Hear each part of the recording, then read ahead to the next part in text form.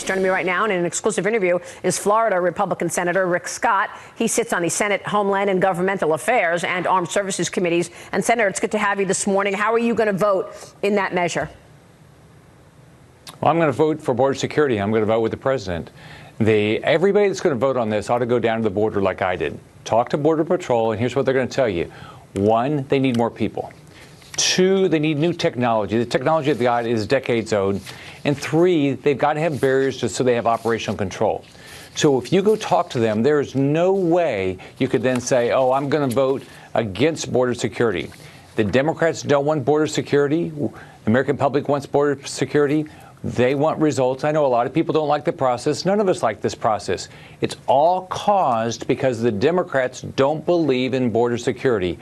I want results. I know the president wants results. All right. So what about your colleagues who say the reason that I have to push back and not vote with the president is because a Democratic president in the future might take advantage of the same thing? I mean, this has been used, 60 times, calling a national emergency. Right. Well, look, a lot of people can come up with a rationale for voting against things.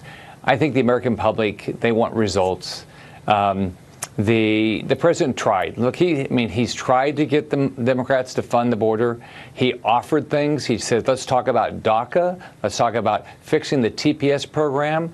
And they said, no way. They did everything they could to make sure there was no border security. So the president's doing what he has to do to take care of the American public, which believes in having a secure border. And I'm going to vote with the president. And I hope every Republican, and I hope the Democrats will take the time, go to the border, and once they do, they have one choice. Either vote for border security or go tell border security that you don't care about their safety, and you're telling Americans you don't care about their safety. It's a simple choice, in my opinion. Well, what about your colleagues on the Republican side that are going against the president? Why aren't your colleagues firmly behind this president then? I think people are, they want to say that, oh, this is not the right process, and I agree. It's not the right process. I mean, nobody wants this to be the process we go through. Why are we here? Because Washington is completely dysfunctional. That's what Washington doesn't work. I've been there about 2 months. It doesn't work. But the Democrats will not fund what Americans want. Americans want border security. The president's doing his job, secure the border. When you say Washington doesn't work, is that because that too many people in the Congress have their own ideologies and they're not doing what their constituents really want them to do? I think there's a bunch of actors. Look at the Democrats. They'll go give a talk about border security, and then they'll vote against it. I mean, there's just a lot of actors up there. We've got to get people that, one, I believe in term limits as an example. We've got to get new people up there that are just absolutely committed to getting something done. We shouldn't pay people if you shut down government, if you don't pass a budget. That's your job. I mean, there's some basic things that I'm a business guy. Right. And so in business, you try to get things accomplished. Let me ask you this. The bill is going to come to the Senate floor when? What's the timing on this? When do you expect to vote?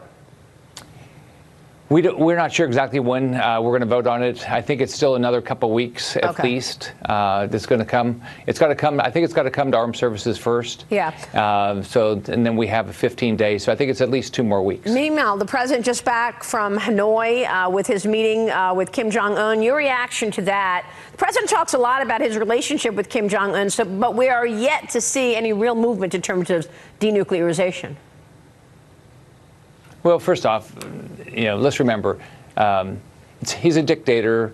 Kim Jong-un's a dictator. He's a thug. He's a murderer. That's what he is. Now, I think the president's doing the right thing by trying to figure out how we make our country safer, by sitting down with him and saying, you need to denuclearize, and this is why your country, you and your citizens will be in a better position. Now, in business, you know that you have to walk away from deals a lot. That's the way what happens. Often before you get a deal, you have to walk away from it.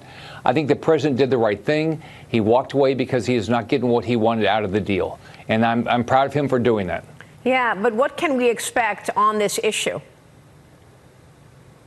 Well, what you hope for is that North Korea comes to their senses and says, look, I want to have freedom and democracy. I want to have our citizens with plenty of food. I want to have them great jobs. That's what you'd hope. Yeah. But we have to remember this guy's a tyrant. He's a thug. He murders his own citizens, his own family. So you have to have low expectations. All right, we will leave it there. Senator, it's good to see you this morning. Thanks so much.